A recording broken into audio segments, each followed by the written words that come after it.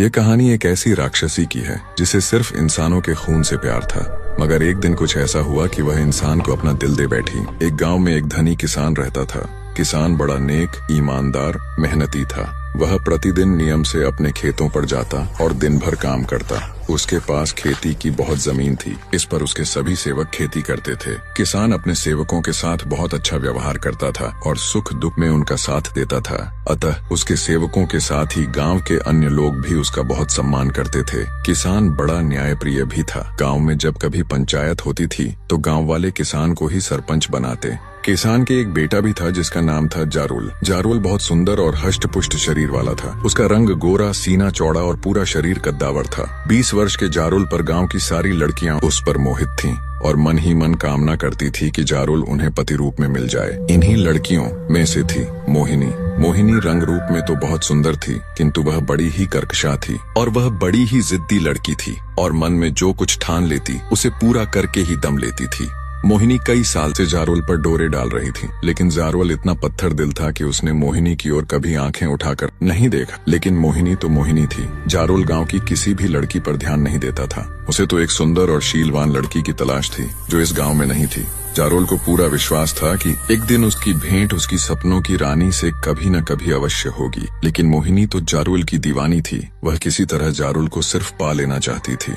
इसके लिए वह सब कुछ करने को तैयार थी। उसने पहले अपनी आंखों से मादक प्यार छलकाकर जारुल को अपनी ओर आकर्षित करने का प्रयास किया, किंतु जारुल ने उस पर ध्यान नहीं दिया। इसके बाद उसने अपनी सहेलियों से जारुल के पास प्रेम के संदेश भेजे और उससे एकांत में मिलने की इच्छा प्रकट की। जारुल ने मोहिनी की सहेलियों की बातें बड़े ध्यान से सुनी, लेकिन उससे मिलने से साफ इनकार कर दिया। मोहिनी ने जारुल को लुभाने और उसे अपने प्रेम जाल में फंसाने के इसी प्रकार के बहुत से प्रयास किए, किंतु उसके सभी प्रयास असफल रहे। लेकिन एक बार तो मोहिनी ने हद ही पार कर दी। जारुल अपने पिता के खेतों से लौट रहा था। शाम हो चुकी थी और रात का अंधेरा तेजी से बढ़ रहा था। जारुल खेत की पगडंडियों पर चलता हुआ तेजी से अपने गांव की तरफ बढ़ रहा था। उसका गांव अभी कुछ दूर था। अचानक सुनसान रास्ते पर मोहिनी प्रकट हुई और उससे लिपट गई। उस समय उसने भरपूर श्रृंगार किया था और भड़कीले कपड़े पहने थे। जारुल घबरा गया। उसने मोहिनी को अपने शरीर से अलग करने का बहुत प्रयास किया, किंतु मोहिनी थी कि उसे छोड़ ही नहीं रही थी। जारुल उसका एक हाथ अलग करता तो मोहिनी दूसरा हाथ उसकी गर्दन में डाल देती और दूसरा हाथ हटाता तो वह पहले हाथ से उसे जकड़ लेती। मोहिनी की स्थिति पागलों के समान हो रही थी।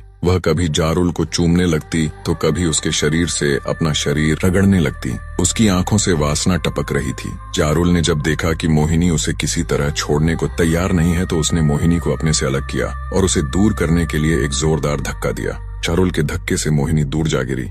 मोहिनी अपने रूप का यह अपमान सहन नहीं कर सकी और उसने उसी समय बदला लेने का निश्चय कर लिया। मोहिनी ने अपने कपड़े फाड़ लिए, बाल बिखेर लिए और जोर जोर से चिल्लाने लगी। मोहिनी जारुल पर अपनी इज्जत लूटने का आरोप लगा रही थी। मोहिनी की चीख पुकार सुनकर राह चलते गांव के कुछ लोग आ गए। सबने मोहिनी के अस्त व्यस्त फटे कपड़े, उसकी स्थिति देखी तो उन्होंने उसकी बातों पर विश्वास कर लिया। मोहिनी सुंदर तो थी ही और जारुल भी युवा था, अतः मोहिनी की चाल सफल हो गई। जारुल किसी से कुछ नहीं बोला और चुपचाप घर आ गया। रात भर में यह बात पूरे गांव में फैल गई। गांव में कुछ लोग ऐसे थे जो मोहिनी को अच्छी तरह जानते थे। इनमें मोहिनी की सहेलियों के घर वाले भी थे, जिनसे मोहिनी जारुल तक अपने प्रेम संदेश भिजवाती थी। ये लोग जारुल का पक्ष ले रहे थे, किंतु मोहिनी ने अपना जाल इस तरह फैलाया था कि गांव के अधिकतर लोग उसी का पक्ष ले रहे थे और जारुल को भला बुरा कह रहे थे। यह बात धनी किसान तक भी पहुंच चुकी थी। वह जारुल को अच्छी तरह जानता था, लेकिन वह सीधे सीधे अपने बेटे की कोई सहायता नहीं कर सकता था। ऐसे मामलों में हमेशा से जो होता रहा है वही हुआ और अगले दिन पंचायत बैठ गई। गांव वालों को धनी किसान पर पूरा विश्वास था। बेटे का मामला होते हुए भी उन्होंने धनी किसान को ही सरपंच बनाया। अगले दिन गांव के चौपाल पर पंचायत बैठी। इस पंचायत में गांव के सभी लोग एकत्रित हुए। मामला मोहिनी से जुड़ा हुआ था, अतः गांव की स्त्रियां भी इस पंचायत में बड़ी संख्या में आ गई थीं। पंचायत में एक तख्त पर 4 पंच बैठे थे और उनके बीच धनी किसान सरपंच बनकर बैठा था। हमेशा प्रसन्न रहने वाला धनी किसान आज हृदय से दुखी था। वह जानता था कि उसका बेटा जारुल निर्दोष है, लेकिन उसे पंचों की राय के अनुसार न्याय करना था। पंचों ने सबसे पहले मोहिनी को बुलाया और उसे सारी बातें बताने को कहा। मोहिनी सबसे पीछे बैठी थी। वह अपने स्थान से उठी और पंचों के सामने आकर फफक फफक कर रोने लगी। पंचों ने उसे ढांढस बंधाया और न्याय करने का आश्वासन दिया तथा निडर होकर सच्चाई बयान करने को कहा।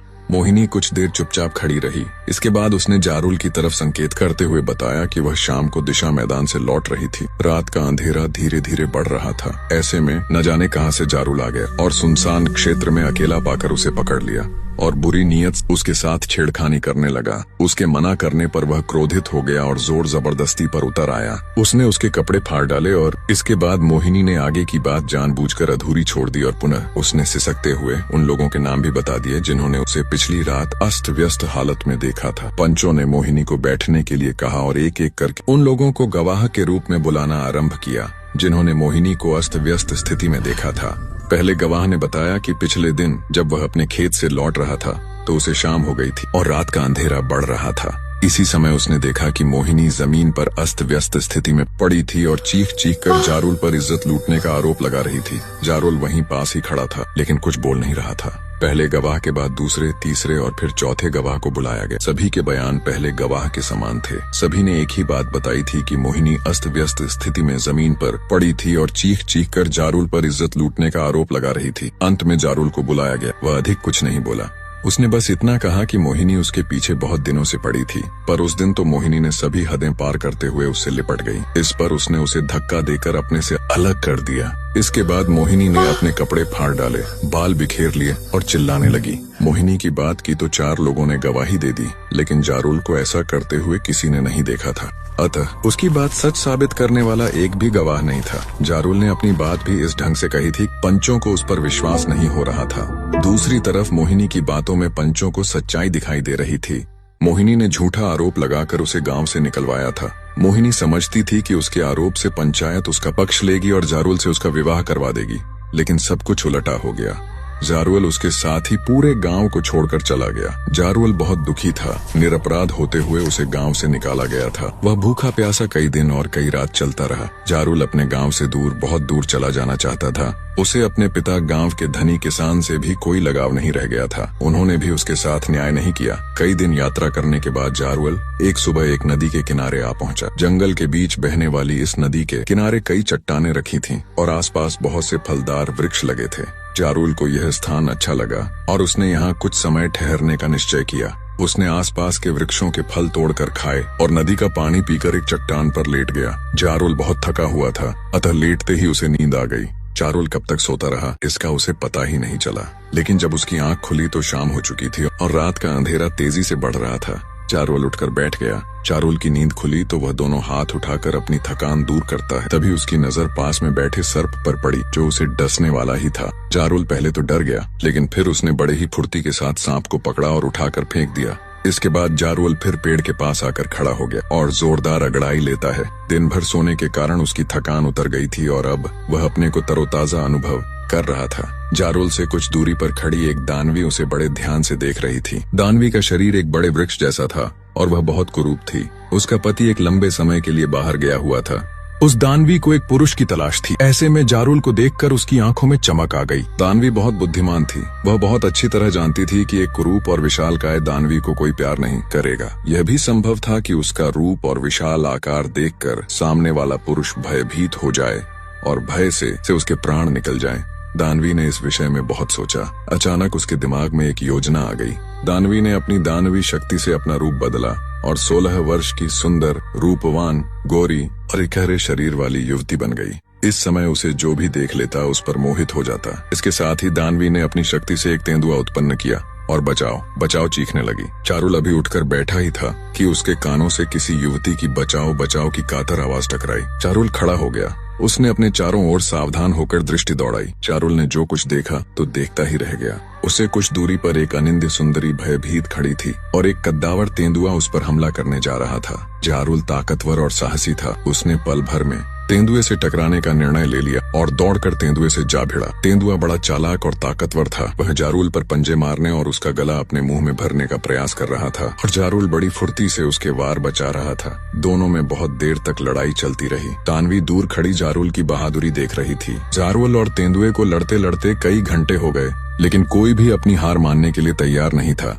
अचानक जारुल के हाथों में तेंदुए की पूंछ आ गई। उसने दोनों हाथों से तेंदुए की पूंछ पकड़ी और उसे चारों ओर के कई चक्कर घुमाकर एक ओर फेंक दिया। बेचारा तेंदुआ इसके लिए तैयार नहीं था। वह नदी के किनारे की एक चट्टान पर गिरा और एक ओर भाग निकला। तेंदुए के जाने के बाद जारुल ने दानवी की ओर देखा तो देखता ही रह गया। दानवी उसे स्वर्ग की अप्सरा के समान सुंदर लगी। वह सवांग सुंदरी थी और जारुल को प्यार भरी नजरों से देख रही थी। अचानक दानवी ने आगे बढ़कर जारुल से कुछ खाने पीने को आग्रह किया। जारुल ने मुस्कुराते हुए सिर हिलाकर अपनी स्वीकृति दे दी। दानवी ने जारुल का हाथ पकड़ा और उसे लेकर अपनी गुफा में आ गई। यह एक प्राकृतिक गुफा थी जो भीतर से बहुत साफ और आरामदायक थी। दोस्तों, कहानी का अगला पार्ट अब असली तूफान लेकर आएगा, क्योंकि अब जारुल को सच्चाई पता चलेगी। जिससे वो दिल की हद तक प्यार करने लगा था, वो एक इंसान नहीं, एक राक्षसी है। अब सवाल ये है, क्या जारुल अपने प्यार की खातिर उस राक्षसी रूप को भी स्वीकार करेगा, या फिर ये सच उनके प्यार को हमेशा के लिए खत्म कर देगा? क्या राक्षसी उसके प्यार की रक्षा करेगी, या उसी प्रेम को अपनी भूख का शिकार बना देगी? इन सवालों का जवाब मिलेगा पार्ट 2 में, जहाँ कहानी अपने सबसे भयानक और सबसे रोमांचक क्लाइमैक्स पर पहुँचेगी। इस कहानी का अगला पार्ट मिस मत करना।